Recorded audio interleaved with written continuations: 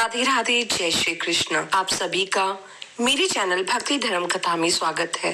यदि आप मेरे चैनल पर नए हैं तो इसे लाइक करना और चैनल को सब्सक्राइब करना ना भूलिएगा, ताकि आगे आने वाली सभी कथा व कहानी व व्रत के बारे में आप जान सके। तो चलिए शुरू करते हैं। सनातन धर्म एकादशी व्रत को सभी व्रतों में श्रेष्ठ बताया गया है। अश्विन मास में कृष्ण पक्ष की एकादशी को इंद्र एकादशी के नाम से जाना जाता है। यह एकादशी पितृपक्ष में पड़ती है।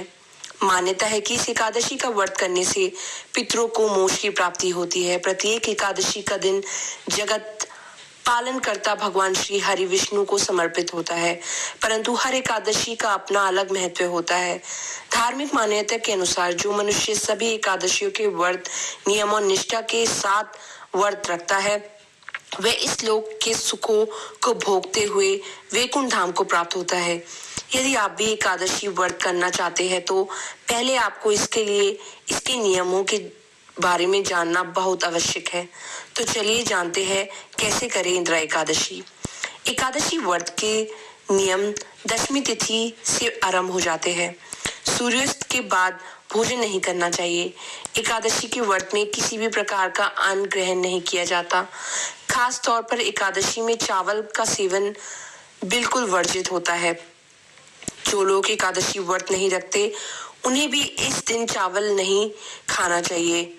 एकादशी व्रत का पारण अगले दिन यानी द्वादशी तिथि को सूर्योदय के बाद पूजन और ब्राह्मण को भोजन करवाने के बाद ही किया जाता है। इस बात का खास ध्यान रखें कि एकादशी व्रत का पारण द्वादशी तिथि समाप्त होने से पहले और हरि समाप्त होने के बाद ही करना चाहिए। यदि सूर्योदय से पहले द्वादशी तिथि समाप्त हो जाए तो सूर्योदय के बाद व्रत का पारण किया जा सकता है। इसके अलावा द्वादशी तिथि में भी व्रत का पारण कर लेना चाहिए। द्वादशी समाप्त होने के बाद एकादशी का पारण करना पाप के समान माना जाता है। आइए जाने इंद्र एकादशी व्रत कथा। धर्मराज युधिष्ठिर कहने लगे भगवान श्री कृष्ण से कि अश्विन कृष्ण एकादशी का क्या नाम है, इसकी विधि तथा फल क्या है, सो कृपया करके हमें बताइए। भगवान श्री कृष्ण कहने लगे कि इस एकादशी का नाम इंद्र एकादशी है। यह एकादशी पापों को नष्ट करने वाली तथा पितरों को मुक्ति देने वाली होती है। हे राजन, ध्यान पूर्वक इसकी कथा सुने। इसके सुनने मात्र से ही आपको भगवान विष्णु का फल प्राप्त होता है। प्राचीन काल में सतयुग के समय एक महिष्मती नाम की एक नगरी में इंद्रसेन नाम का एक प्रतापी राजा धर्म पूर्वक अपनी प्रजा का पालन करते हुए शासन करता था। वह राजा पुत्र पौत्र और धन धान्य से संपन्न और विष्णु भगवान का परम भक्त था। एक दिन जब राजा सुख पूर्वक अपनी सभा में बैठा था तो आकाश मार्ग से महर्षि नारद उतरकर उसकी सभा में आए।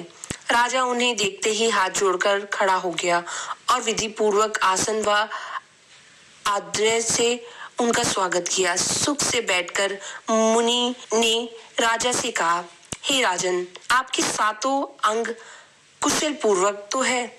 तुम्हारी बुद्धि धर्म और तुम्हारा मन विष्णु भक्ति में तो रहता है। देवश्री नारद की ऐसी बात सुनकर राजा ने कहा, हे महर्षि, आपकी कृपा से मेरे राज्य में सब कुछ कुशल है तथा मेरा यह यज्ञ कर्मदि सुकृत हो रहे हैं।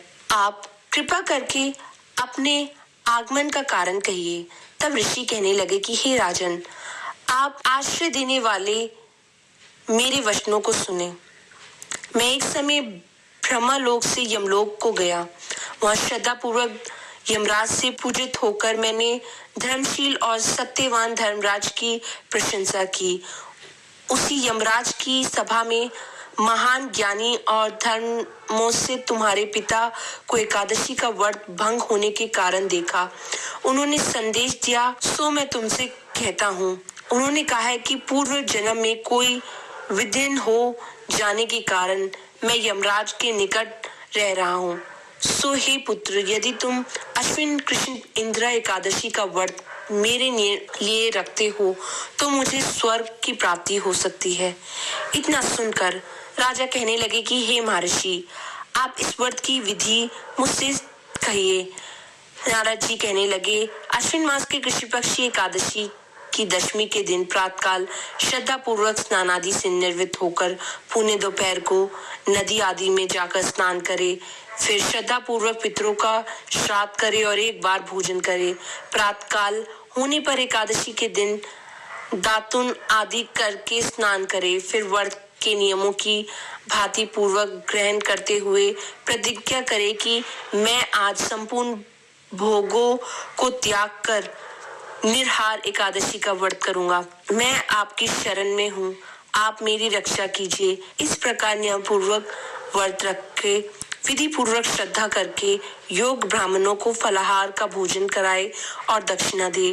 पितरों का श्राद्ध से जो बच जाए उसको गौ को दे तथा धूप दीप आदि पुष्प नैवेद्य आदि से सब सामग्रियों के साथ भगवान का पूजन करे। रात में भगवान के निकट जागरण करे। इसके पश्चात द्वादशी के दिन प्रातःकाल होने पर भगवान का पूजन करे, ब्राह्मणों को भोजन कराए। भाई बंधु स्त्री और पुत्र सहित आप भी होकर भोजन करे। नारद जी कहने लगे कि हे राजन, इस विधि से यदि तुम आलस रहित होकर इस एकादशी का व्रत करोगे तो तुम्हारे पिता अवश्य ही स्वर्गलोक को जाएंगे। इतना कहकर नारद जी अंतर्ध्यान हो गए। नारद जी की कथा अनुसार राजा अपने बांधवों सहित व्रत से आकाश में पुष्प वर्षा हुई और उस राजा का पिता गरुड़ पर चढ़कर विष्णु लोक को गया। राजा इंद्रसेन भी एकादशी के व्रत के प्रभाव से निकष्ट राज्य करके अंत में अपने पुत्र का सिंहासन पर बैठाकर स्वर्गलोक को गया। हे युधिष्ठिर, यह इंद्र एकादशी का व्रत महात्म्य मैंने तुम्हें कहा है। इसके पढ़ने और सुनने से मनुष्य सब पापों से छूट जाते हैं और सब प्रकार के भोगों को भोग कर वैकुंठ को प्राप्त होते हैं। तो बोलिए इंद्र एकादशी की जय। राधे राधे, जय श्री कृष्ण।